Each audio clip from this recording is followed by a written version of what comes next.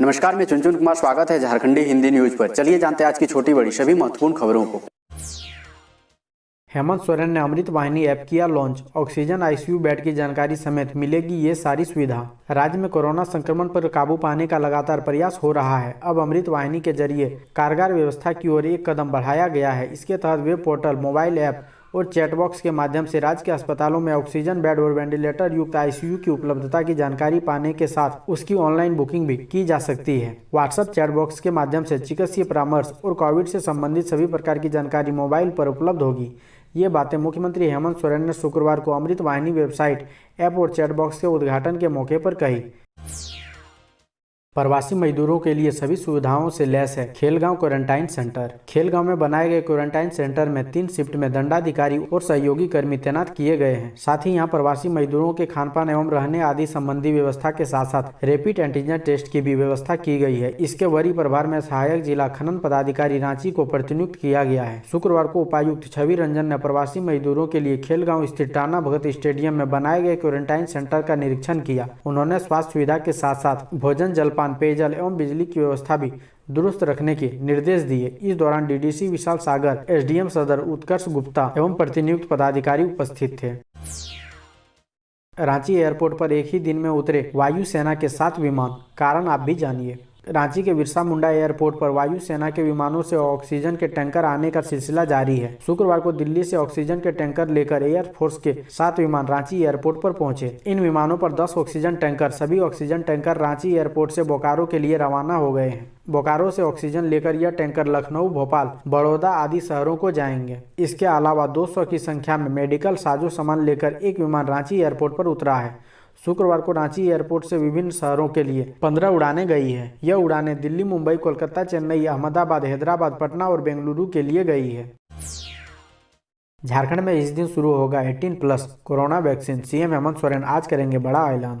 18 से 44 वर्ष के लोगों के टीकाकरण के लिए 1 लाख और वैक्सीन मिलने की उम्मीद है। सीरम इंस्टीट्यूट से कोविशील्ड की लगभग 1 लाख डोज शनिवार को रांची पहुंचने की उम्मीद है। इससे पहले भारत बायोटेक से 1.34 लाख कोवैक्सीन की डोज झारखंड को मिल चुकी है। कोविशील्ड के 1 लाख डोज मिलने के बाद अब राज्य में 18 से 44 वर्ष के लोगों का टीकाकरण शीघ्र शुरू हो सकता है। बताया जाता है कि राज्य सरकार पर्याप्त डोज उपलब्ध होने के बाद ही इस आयु वर्ग के लिए टीकाकरण शुरू करना चाहती है, ताकि बीच में वैक्सीन उपलब्ध नहीं होने पर टीकाकरण बंद ना हो। कोरोना काल में मजदूर बेहाल, टाटा मोटर का उत्पादन घटा, काम से बैठाए गए सैकड़ों अस्थायी कर्मचारी। कोरोना को लेकर एक बार फिर टाटा मोटर के अस्थायी कर्मियों को काम से बैठाने का सिलसिला शुरू हो गया है। गुरुवार को 6 दिन की बंदी के बाद कंपनी खुली। उसमें करीब 1 साल बाद 150 अस्थायी कर्मचारी काम पर नहीं आए। पता चला कि उनका सेपरेशन कर दिया गया है। अब जब उत्पादन बढ़ेगा तभी उनकी वापसी हो पाएगी। ऐसे में जैसे जैसे कंपनियों की उत्पादन कम हो रहा है, कंपनी में कार्यरत ठेका मजदूर व अस्थायी कर्मी काम से बैठाए जा रहे हैं। कंपनी में अस्थायी कर्मियों की संख्या करीब 4000 है। उन्हें कोरोना की पहली लहर के दौरान भी लॉकडाउन की मार झेलनी पड़ी थी। हालत सामान्य होने लगे थे, फिर आफत आ गई।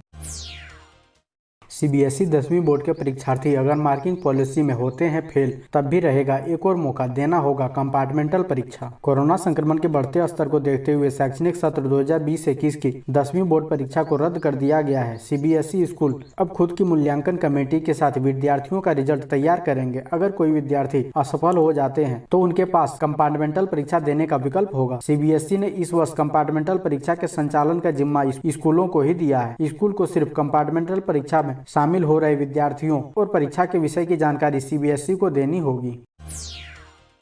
मोबाइल पर बुक करा सकेंगे बेड और 8595524447 नंबर पर ले सकेंगे डॉक्टर की सलाह। झारखंड में अब कोरोना मरीजों को मोबाइल पर बेड की उपलब्धता और व्हाट्सएप नंबर पर डॉक्टरों की सलाह मिल सकेगी। मुख्यमंत्री हेमंत सोरेन ने राज्य में कोविड-19 के लगातार बढ़ रहे संक्रमण के बीच मरीजों के बेहतर इलाज और डॉक्टरी परामर्श के लिए Amrit Vahini website, mobile app और चैटबॉक्स का उद्घाटन किया है। इस सुविधा के बारे में सीएम ने कहा है कि कोरोना की रोकथाम को लेकर सरकार लगातार प्रयास कर रही है। इसके लिए यह वेब पोर्टल, मोबाइल ऐप और चैटबॉक्स शुरू किया गया है, जिसके जरिए लोग अस्पताल में ऑक्सीजन बेड और वेंटिलेटर युक्त आईसीयू बेड ऑनलाइन बुक कर सकेंगे। साथ ही व्हाट्सएप चैटबॉक्स से चिकित्सीय परामर्श और कोविड से जुड़ी जानकारी ले सकेंगे। मुख्यमंत्री ने राज्यवासियों से आग्रह किया है कि वे सर्दी, जुकाम और बुखार को हल्के में ना लें। यह कोरोना का लक्षण हो सकता है। अगर किसी में ये लक्षण है तो तुरंत अपने को आइसोलेट कर लें और टेस्ट करवाएं। इससे न सिर्फ आप अपने को बचा सकते हैं बल्कि परिवार को भी सुरक्षित रख सकते हैं।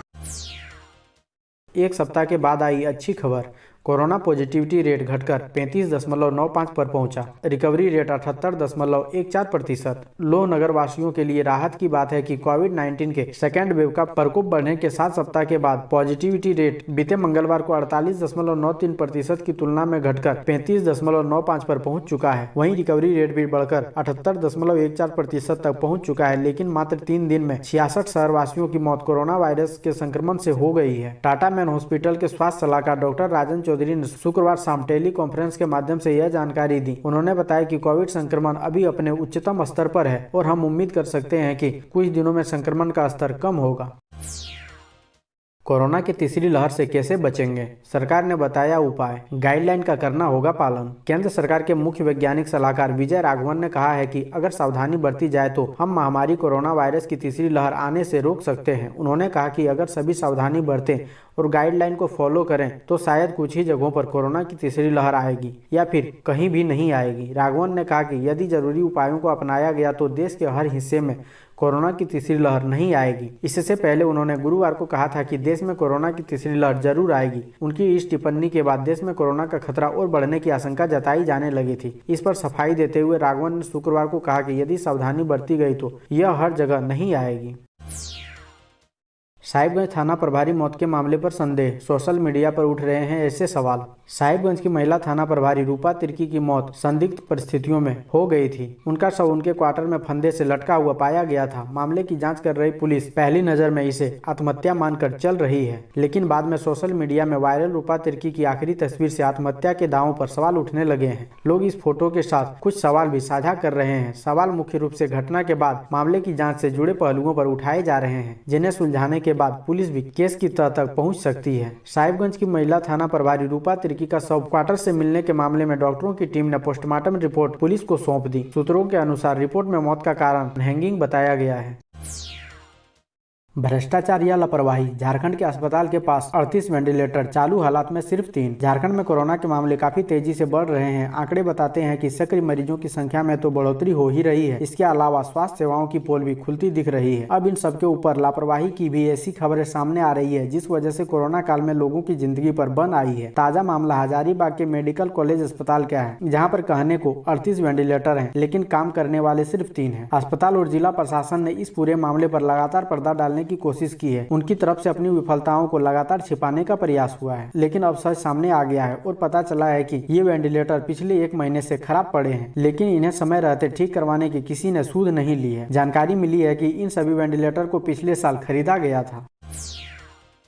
कोरोना से ट्रेनों पर ब्रेक, अब पूर्व रेल की यह 2 मेमू रविवार से नहीं चलेगी। इस रविवार से धनबाद के पड़ोस में आसनसोल से लोकल ट्रेनों में सफर करने वाले यात्रियों की मुश्किलें और बढ़ने वाली है। रेलवे ने आसनसोल, बर्दवान और अंडाल से सेंथिया के बीच चलने वाली सभी मेमू पैसेंजर ट्रेनों को 9 मई से अगले आदेश तक बंद करने का आदेश जारी कर दिया है। इससे पहले पश्चिम बंगाल सरकार की सिफारिश पर 6 मई से ही पूर्व रेलवे और दक्षिण पूर्व रेलवे ने सभी लोकल ट्रेनों को बंद कर दिया था। ज्यादातर ट्रेनों के बंद होने के बाद भी आसनसोल, वर्धमान और अंडाल सेंथिया के बीच कुछ मेमू पैसेंजर ट्रेन चल रही है। अब रविवार से इन ट्रेनों के भी पहिए थम जाएंगे। यूके से रवाना किया दुनिया का सबसे बड़ा विमान, 3 ऑक्सीजन जनरेटर और 1000 वेंटिलेटर लेकर पहुंचा भारत। कोविड-19 महामारी से मुकाबले में भारत की मदद के ताजा प्रयास के तहत उत्तरी आयरलैंड के बेलफास्ट से 3 18 टन के ऑक्सीजन जनरेटर और 1000 वेंटिलेटर के साथ दुनिया के सबसे बड़े मालवाहक विमान ने उड़ान भरी। ब्रिटिश सरकार ने यह जानकारी दी। विमान के रविवार सुबह 8 बजे दिल्ली पहुँचने का अनुमान है। विदेश राष्ट्र मंडल और विकास कार्यालय ने कहा है कि हवाई अड्डे के कर्मियों ने रात भर कड़ी मेहनत करते हुए विशालकाय एंटोनोव 124 विमान में जीवन रक्षक दवाएं लादी। एफसीडीओ ने इस आपूर्ति के लिए विशेष कोष प्रदान किया है। विम्सन के दिल्ली पहुंचने के बाद भारतीय रेड क्रॉस की मदद से यहां से इस आपूर्ति को अस्पतालों में स्थानांतरित किया जाएगा।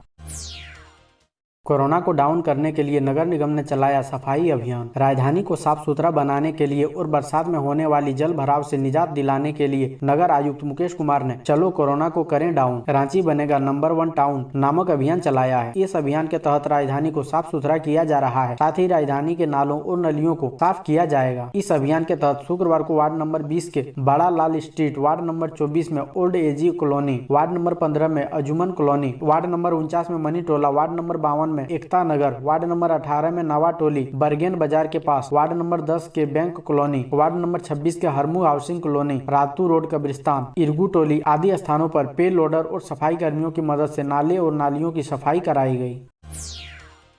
रेल यात्रियों के लिए जरूरी खबर, रेलवे ने बंद की रांची हावड़ा समेत कई ट्रेनें। इंडियन रेलवे ने कई ट्रेनों को बंद कर दिया है। ऐसा कोरोना वायरस के बढ़ते मामले और रेल यात्रियों की कम संख्या के मद्देनजर किया गया है। बंद की गई ट्रेनों में शताब्दी एक्सप्रेस, दुरंतो एक्सप्रेस आदि शामिल है। रांची से भी चलने वाली कई ट्रेनों को बंद किया गया है। बता दें कि कोरोना के संक्रमण के पिछले साल से ही नियमित रूप से चलने वाली ट्रेनें बंद है, लेकिन यात्रियों की सुविधा के लिए रेलवे स्पेशल ट्रेन और श्रमिक स्पेशल ट्रेन चला रहा है। ऐसा यात्रियों की कमी को देखते हुए किया गया है। इससे पूर्व रेलवे बोर्ड ने पत्र लिखकर जोन से फीडबैक मांगा था। कहा गया था कि जिन ट्रेनों में कम यात्री सफर कर रहे हैं उनका परिचालन बंद कर दिया जाए। कोरोना संक्रमण के दौर में ऑनलाइन पढ़ाई ही विकल्प, जाने इसके फायदे व नुकसान। कोरोना वायरस ने एजुकेशन सिस्टम को पूरी तरह से बदल कर रख दिया है। 1 साल से अधिक हो गए बच्चों ने स्कूल नहीं देखा है। पहले जहां स्कूल प्रबंधन अभिभावकों को नसीहत देते थे कि बच्चों को मोबाइल से दूर रखें, वहीं अब नामांकन के साथ ही मोबाइल या लैपटॉप को रखना अनिवार्य बता रहे हैं। ऐसे में एक नई चीज भी देखने को मिल रही है, वह है बच्चों के बीच डिजिटल विभाजन। कोई ऑनलाइन सुविधा युक्त है तो कोई इससे महरूम।